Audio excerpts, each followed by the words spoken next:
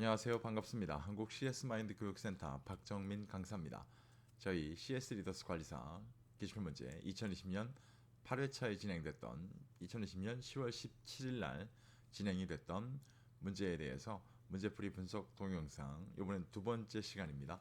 CS 리더스 관리사 CS 개론, 제목까지 다 얘기를 하네요.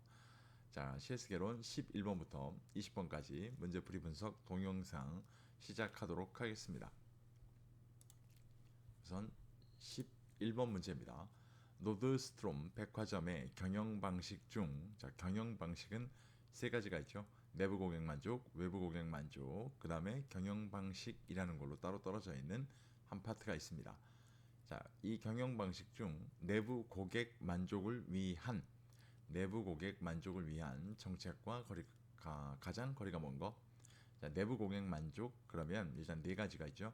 종업원 선발, 인사관리, 동기부여와 인센티브, 권한 위임, 이렇게 네 가지가 있습니다. 자, 그럼 1번부터 볼까요? 노드스트롬은 학력과 경력 같은 피상적인 조건을 내세우지 않는다.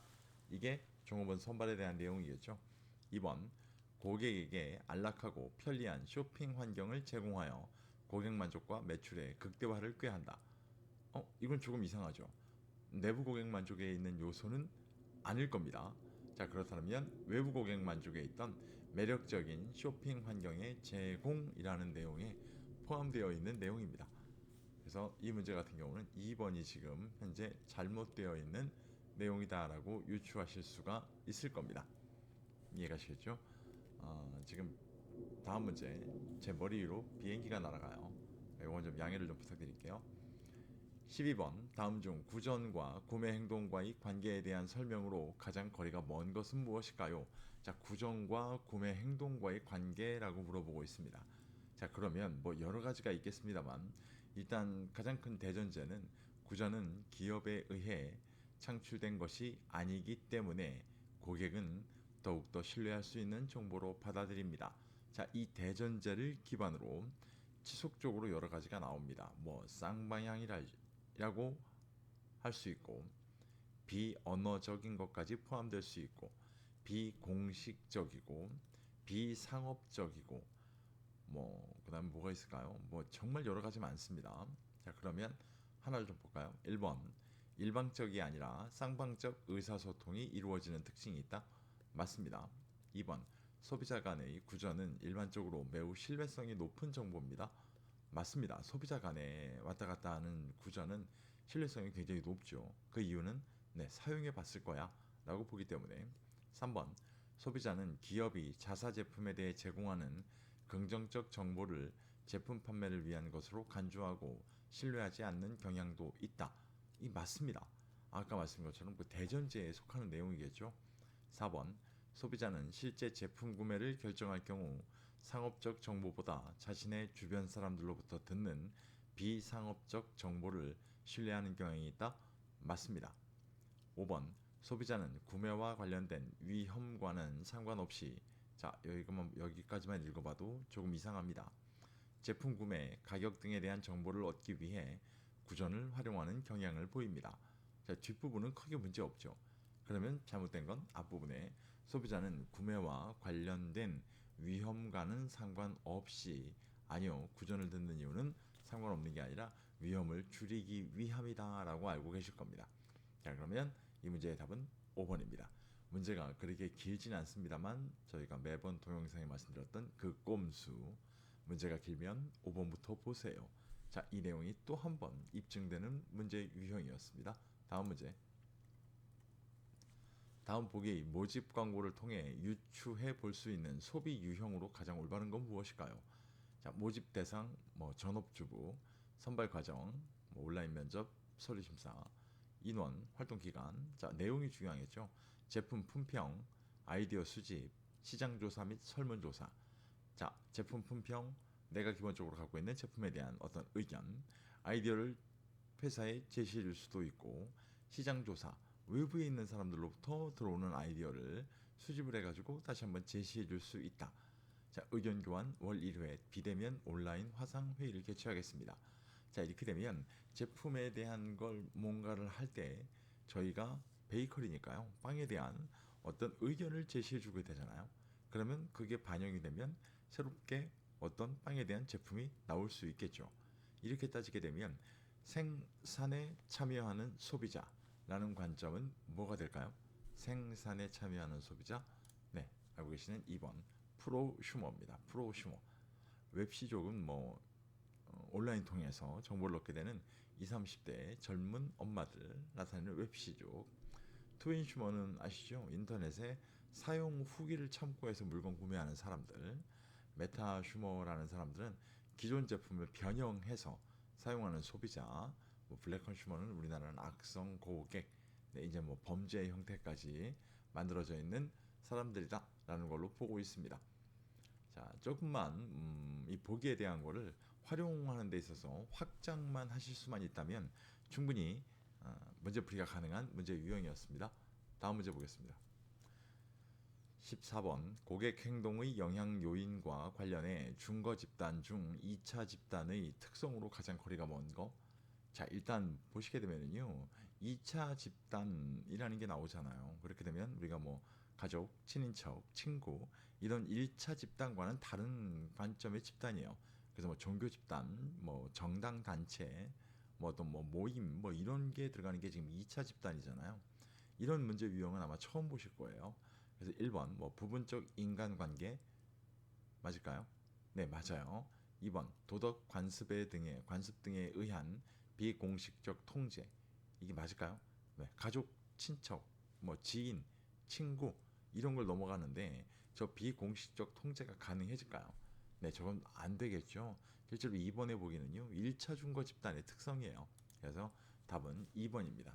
나머지 3번, 4번, 5번 다 2차 준거 집단을 나타내는 이 특성에 대한 설명으로 맞는 설명들입니다. 이 문제는 좀 체크해 놓으세요, 여러분. 앞으로도 이런 형태로 출제될 가능성도 분명히 있다라는 걸 지금 보여주고 있습니다. 여지껏 1차 준거 집단에 해당하지 않는 거, 2차 준거 집단에 해당하지 않는 거 이런 것들을 물어봤는데 이제는 문제가 변화될 거다라는 걸 딱 먼저 제시해주고 있습니다. 꼭 한번 체크하고 보셔야 될 것 같습니다. 다음 문제.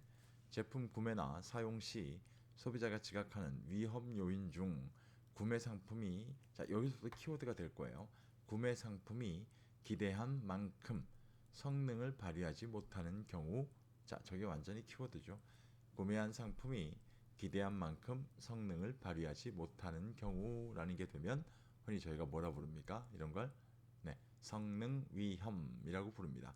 성능 위험 아래쪽에 있는 영어 그 중에 5번이 되겠죠. 퍼포먼스 리스크를 나타내고 있습니다. 뭐 두 번째 있는 뭐 파이낸셜 리스크 같은 경우 재무적 위험이라고 저희가 부르죠. 그래서 금전적 손실이라고 부르게 됩니다. 그다음에 나오는 게 뭐 소셜 리스크, 사회적 위험. 이거 같은 경우는 뭐 부정적으로 평가를 받을 위험입니다. 네, 부정적으로 평가를 받을 만한 위험을 갖고 있다. 그다음에 뭐 사이콜로지컬 리스크 저희가 심리적 위험이라고 부르죠. 심리적 위험, 자아 이미지에 부정적 영향을 미칠 수 있는 위험. 자, 이런 관점으로 나누십니다. 1번은 뭐 그냥 넘어가도록 하겠습니다. 조금만 생각해보면 뭐 쉽게 풀 수 있는 뭐 조금 생각이 아니라 키워드 갖고 풀 수 있는 문제 유형이죠. 참고해 보시면 됩니다. 다음 문제. 고객 특성 파악을 위한 고객 가치 정보 중 계약 정보에 해당하는 것은 무엇일까요? 자, 계약 정보 물어봅니다. 저희가 이건 수업을 할 때도 계약 정보에 대한 건 외우지 마시라고 말씀드리거든요. 왜 그러냐면 주변 거를 좀 뭐랄까요 쉽게 받아들일 수 있는 워딩이라든가 짧은 것들을 기억하시는 게 훨씬 나으니까요. 자, 그래서 따지면 계약 정보 해당하는 건 물어봅니다. 출신 학교.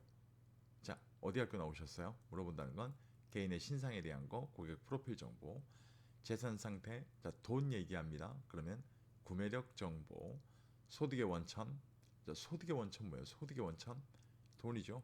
구매력 정보, 고객 소개 정보, 고객 소개 정보.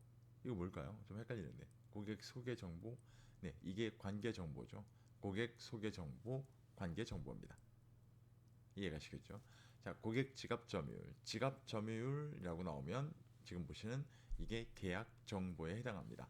그래서 계약 정보는 뭐 구입 또는 뭐 가입 상품명, 시기, 그다음에 구입 빈도 및 횟수, 금액, 고객 평생 가치, CLV, 고객 지갑 점유율, 매출 채권 관련 이런 것들이 계약 정보에 들어가 있습니다. 암기 기반이 좀 되셔야 되는 게 원칙인데요. 계약 정보에 들어가는 지금 말씀드린 것처럼 좀 쉽지 않은 워딩들이 있고 입에 잘 붙지 않는다면 지금 뭐 예시로 나왔던 것처럼 프로필 정보도 좀 어렵다 그러면 그냥 뭐 관계 정보 아니면 계약 정보 옆에 있는 뭐 구매력 정보 이런 것들을 암기를 통해서 조금은 문제를 앞에 있는 문제를 해결하는데 활용을 좀 해보시면 좋을 것 같습니다. 다음 문제 보겠습니다. 다음 중 마이어브릭스 유형 지표 MBTI라고 저희가 부릅니다. 대한 설명으로 가장 올바르지 않은 것은 무엇일까요? 자, 이건 좀 읽어볼까요? 1번 칼 융의 심리 유형론을 근거로 하는 심리 검사입니다. 맞습니다. 이 사람의 이 심리 유형론에 근간을 두고 있죠. 칼 융의. 2번 브릭스와 마이어 모녀에 의해 개발되었으며 자, 저 모녀의 연구 기간만 75년 정도라고까지 얘기가 될 정도입니다. 근 100년에 가깝습니다. 마이어 브릭스 성격 진단 또는 성격 유형 지표라고 불린다. 맞죠? 3번 16가지 분리된 선호 경향과 4개의 성격 유형으로 구분된다. 이 맞을까요? 네, 좀 뭐 이상하죠. 그래서 원래는 16개의 성격 유형이죠. 성격 유형과 4개의 선호 경향으로 구성된다. 이게 맞는 설명입니다. 자, 그래서 문제를 낼 때 이렇게 앞뒤의 워딩을 바꿔 쓰는 거 꼭 좀 기억을 하셔야 됩니다. 라고 말씀을 드렸던 내용들입니다. 4번, 5번 다 MBTI에 대한 올바른 설명을 이야기하고 있습니다. 그 관점으로 좀 보시면 되겠죠. 이 문제도 체크해 놓으세요. 저렇게 숫자 뒤에 나오는 워딩을 좀 바꿔버리게 되면 쉽지 않습니다. 기본적으로 다음번엔 또 숫자를 바꿀지도 모릅니다. 어차피 뭐 똑같은 문제 유형이 되겠죠. 숫자만 바꾸더라도. 자, 다음 문제 보겠습니다. 18번 다음 중 고객관계관리 장점에 대한 설명으로 가장 올바르지 않은 것. 자, CRM의 장점을 물어보고 있습니다. CRM 그러면 일단 무조건 기억하셔야 되는 건 전사적, 장기적이라고 되어 있다라는 거예요. 전사적 전체가 다 뭐 고객 지향의 관점을 가져야 됩니다. 또는 뭐 이것 때문에 고객 가치 중심 경영입니다. 라는 결과물을 만들어내기도 합니다. 그다음에 뭐 전사적 말고 장기적. 자, 장기적이라는 건 단기적으로 뭔가 수익을 올리려면 가격을 갖고 경쟁을 해서 뭔가 어필을 할 텐데 저희는 가격보다는 서비스 위주의 어필을 통해 가지고요. 장기적으로 고객과의 관계를 만들어 갑니다. 라는 것들을 지금 이야기하고 있기 때문에 그 두 가지 장기적, 전사적 기억을 좀 하셔야 될 것 같습니다. 자, 1번 서비스가 아닌 가격을 통해 구매 환경을 개선할 수 있다. 서비스가 아닌 가격을 통해 자, 뭐 이상하죠? 방금 전에 말씀드렸습니다. 장기적이라는 관점으로 가기 때문에 네, 가격을 갖고 하기는 어렵습니다. 그래서 1번이 설명이 지금 잘못되어 있습니다. 나머지 2번, 3번, 4번, 5번 설명은 다 올바른 CRM에 대한 장점에 대한 내용입니다. 꼭 한번 참고하시고 보시기를 부탁드리겠습니다. 자주 나옵니다. 19번 문제입니다.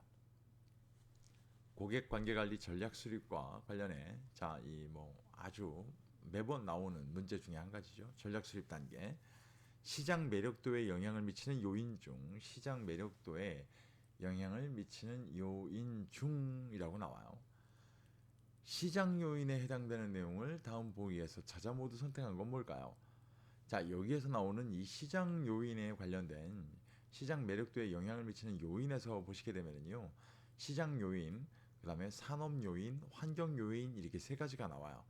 저희도 수업을 할 때 세 가지 중에 환경 요인은 굳이 암기하실 필요 없어요. 한 번 정도만 좀 읽어보시면 아실 수 있습니다. 라고 말씀을 드리는데 최소한 시장 요인과 산업 요인은 구별이 좀 되셔야 됩니다. 라고 말씀을 드리거든요. 그래서 암기가 좀 기반되셔야 됩니다. 라고 말씀드리는데 이 문제에서는 지금 시장 요인을 골라내라고 지금 요구하고 있습니다. 그럼 시장 매력도에 영향을 미치는 요인 중에 시장 요인은 뭡니까? 라고 물어보면 시장의 규모, 시장의 성장성, 매출의 순환성, 매출의 계절성 이렇게 네 가지예요. 시장의 규모, 시장의 성장성, 매출의 순환성, 매출의 계절성. 자, 이렇게 따르면 1번 경제적 환경 맞을까요? 경제적 환경, 아까 제가 외우지 않아도 된다고 했던 환경 요인이죠. 그죠? 환경이란 말이 있잖아요, 아예. 2번 시장의 규모 맞습니다. 3번 매출의 순환성 맞아요. 4번 매출의 계절성 맞습니다. 경쟁자의 수준, 자, 이 경쟁자의 수준은 얘기하지 않았던 죄송합니다. 산업 요인에 들어가 있는 거예요.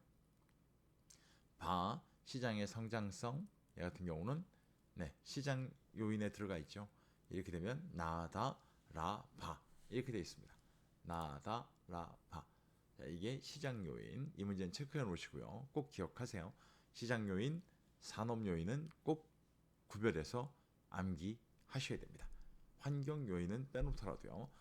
자, 마지막 문제입니다. 문제 설명하다가 헛기침도 하고 발음도 잘 안 되고 오늘은 참 진짜 이번 영상은 그렇네요. 일단은 뭐 시험 기간에 맞춰서 공개를 해야 되기 때문에 조금은 제가 준비 안 했던 걸 갑자기 하다 보니까 이렇게 지금 하고 있는데요. 다음번에 뭐 올바로 설명된 영상을 다시 한번 올리도록 하겠습니다. 자, 오늘 영상 마지막입니다. 20번 CRM 고객관계 관리 목적을 달성하기 위한 활동 중 고객 수 증대의 가장 거리가 먼 거? 자, 고객 수 증대라고 나옵니다. 그럼 고객 수 증대 말고요. 다른 게 있죠. 단가 증대, 빈도 증대라는 게 있어요. 일단 가장 쉬운 것부터 봐요. 죄송해요. 빈도 증대 그러면요. 사용 방법 다양화요. 사용 방법 다양화. 다음에 단가 증대는요. 추가 판매, 교차 판매, 재판매예요. 저희가 알고 있는 크로스셀링, 업셀링, 리텐션이에요. 자, 이렇게 따져놓고 보면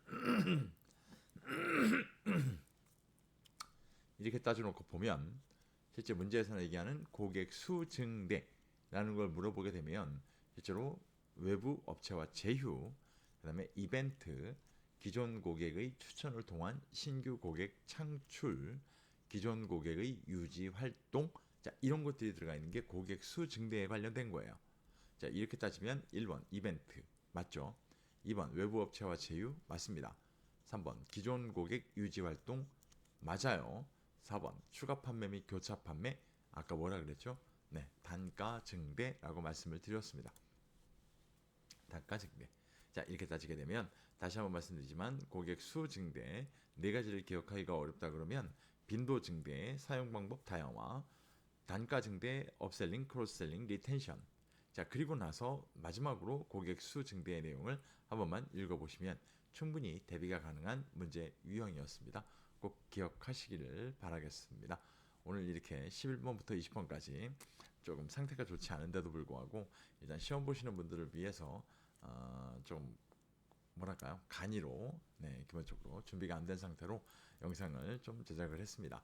일단 시험 준비하시는 분들은 듣기 조금 거북하시더라도 일단은 문제풀이에 대한 솔루션을 좀 뭐랄까요, 체크한다라는 측면으로 봐주시면 좋을 것 같고요. 기본적으로 뭐 오늘 보신 영상에 대한 내용들입니다. 제 기출문제, 뭐 출판된 문제집, 저희 네이버 카페 전부 다 뭐 유료화된 내용들이지만 오늘은 뭐 영상 자체 질이 높지 않은데 뭐 평상시 그렇다고 뭐 질이 높았던 건 아니지만 하여간 뭐 다른 설명은 안 드리겠습니다. 일단은 그냥 한번 시험 준비에 활용을 좀 해보시면 좋을 것 같습니다. 상태가 좋아지면 바로 2회차 동영상부터는 재차 업로드를 진행하도록 하겠습니다. 고맙습니다.